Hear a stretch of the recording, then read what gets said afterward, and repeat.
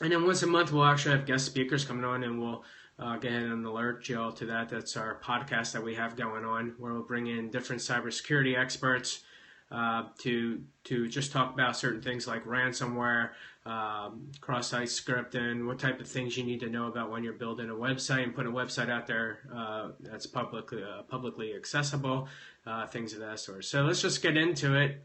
We got, over the last week, there's been 4, I think, security advisories or vulnerabilities that every small business should be aware of. There are many out there, and there's a lot to go through. And so what we're trying here to do at ThreatGuard, which is our platform that we have branded, that provides a suite of security solutions from small to big for very small organizations, 1 to 10, to organizations that enter 5,000 employees. So there is something that everyone should be doing for cybersecurity, and we ultimately help businesses guide them to the right solution that fits for them at that moment in time. So, one cross-site scripting vulnerability I like to talk about is sort of the Cisco's Unity Connection Web Framework.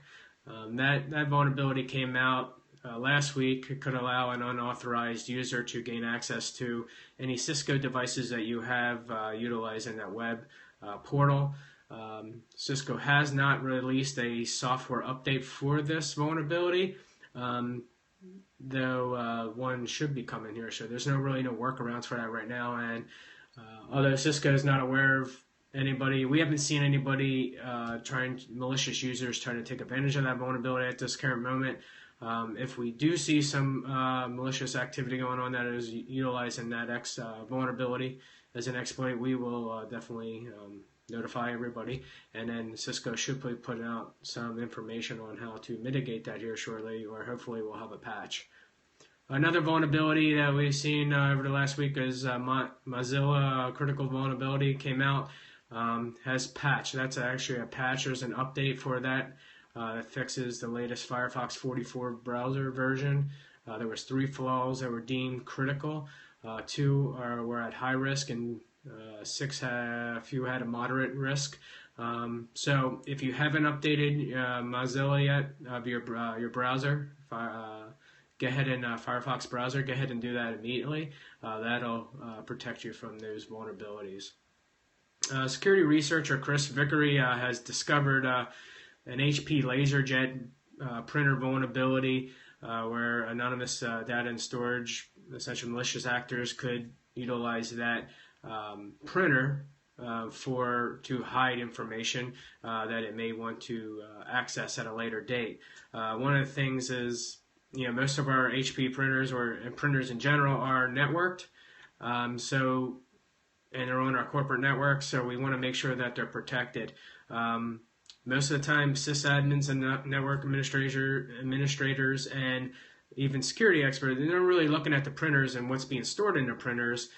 So it's actually a pretty creative or clever way to actually, as an attacker, to hide information for when you want to later retrieve it to, keep a low signature, a low profile if you're if an attacker is in your system. One of the things they want to do is definitely not want to make a lot of noise and be detected.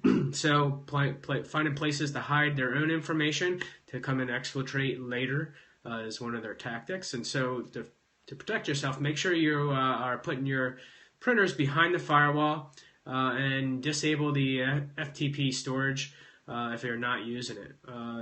There was a quick and Shandon search for LaserJet printers, and looking over at port 9100, and there was about 20,000 that were exposed to the printers that were not behind a firewall. So if that one is yours, go ahead and immediately put that behind a firewall or some other mitigation strategies, such as shutting off that FTP storage configuration. And if you don't know if you're publicly exposed, go ahead and contact your IT department or reach out to somebody, a professional, to see if you are. So that's one thing. So another vulnerability was the OpenSSL project. They just, as they were promising, there was a vulnerability a few weeks ago. They were promising to make a patch for that. Then last week, they released 2 security patches And so if you are using OpenSSL, make sure you go ahead and implement that update. So, one of the things we do here at Cybexa is to focus on small, medium-sized businesses. And the reason why, a lot of the security companies have focused on the Fortune 2000 companies or Fortune 5000 companies, obviously because they have one of the largest networks. But there's really not a whole lot of people that have, and it's increasing, but there hasn't been a whole lot of people that actually been focusing on small, medium-sized businesses. So one of the things at Cybexa we're doing is our whole mission is focused around small and medium-sized businesses to help them, educate them on security, as well as show them that there is low-budget, low-cost solutions out there that can help them mature in a way to mature their security posture.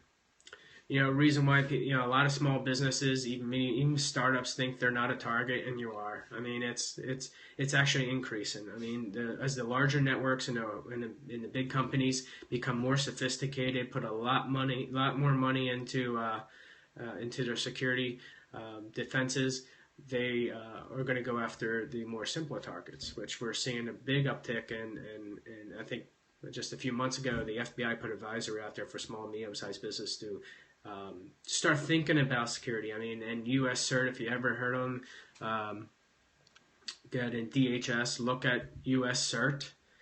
They're a good resource for small, medium-sized businesses. They have a program that they just launched, just focused on small, medium-sized businesses. And the start of it, the first thing is just to start thinking about cybersecurity. Just think about it. Just think about what threats are you actually exposed to, and that's in the form of a security risk assessment. And there's guides out there to show you exactly how to do that. I mean, if not, then you can always hire somebody and a professional come in and do a security assessment for you. And then if you do, make sure that firm that is coming to do it, giving you not only what you were exposed to, but actually steps to take, small steps to take, and solutions you can put in place to mitigate a lot of those risks that you're exposed to. And there's many basic things that we can do, and I think that actually might be a periscope in itself. Maybe we'll actually do that on Wednesday. We'll actually talk about firewalls. There's a lot of different things going on with firewalls. There's a lot of consolidation going on with the security solutions, and as a small business, that's pretty exciting because it's becoming a lot more affordable for even small businesses to get that advanced level of protection that maybe they wasn't as affordable in the past. So the reason why we are so focused on small and medium-sized businesses is, 40%. Just last year, I think 40%. These are just surveys, but we know that the percentages are probably greater than what's being reported. 40% of all attacks are targeted small businesses. So, if 60% are targeted at large businesses, 40%. It's millions and millions of attacks that are going on every month, if not every day. We're seeing 160,000 different variants of malicious software that's being developed daily. It's in the automation that hackers are using to deliver these attacks. It's incredible. The volume and level of sophistication is concerning. It's concerning for a small business because if the average loss is $188,000 for a small business, it can be very devastating for a small business. And so, as we focus on the risks, as a small business, if we start thinking about security as small businesses and seeing what a potential loss is, the actual cost it takes to mitigate some of these threats, and they're very small costs. In when you put things into the context of the risk, and so if $188,000 is the average loss of one attack, then how would that impact your business today? That's a question you would have to answer. For me, that would not be good. For a lot of other companies, I think for about 60% of companies, it's put them out of business. and that's just an average. I mean, if you look at the variability between that number is huge. I mean, it's up into the millions of dollars, and so that's why it's very hard to really put, in the financial sector, they've been trying to do this, to put a metric on what the cybersecurity risk is. It's extremely hard. We don't have enough data. We're not collecting the right information, maybe completely in this today, in the world we live in today. To really be able to create solid risk metrics to help us hedge against those as businesses. So in lieu of that, there's cyber insurance that's available out there, but that can be very expensive, and because it's not very well known or very well understood, and because there's no real financial calculation or mathematical calculations out there that really can assess risk like we do with the financial markets.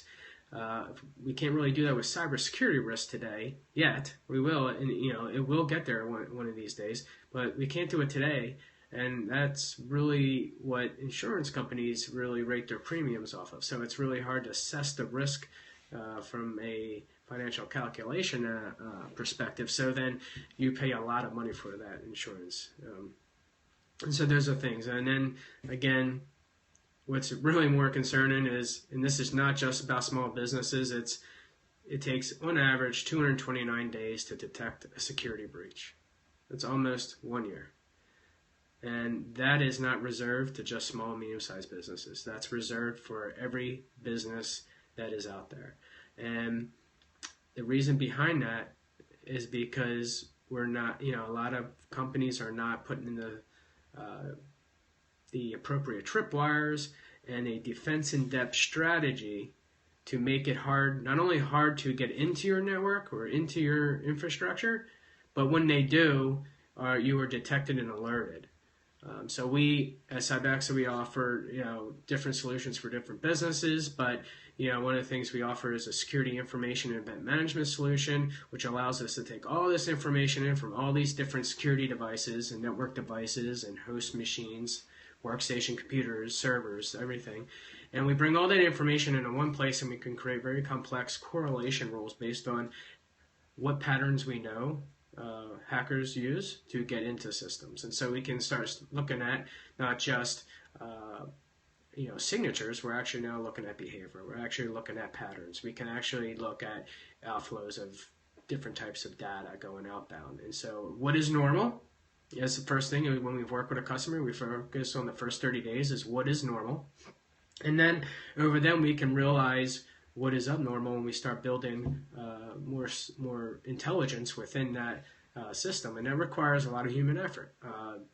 We always want automation, and that's great and all, but it takes a human being at the end of the day to look at all this information, to determine what's normal, to write the right rules and to look for, so that then we can create automation to look for it. And as we get smarter and smarter and smarter, and we start sharing information more across the community, we can all become more secure if we can essentially work together as a security community. And that's what is going on today.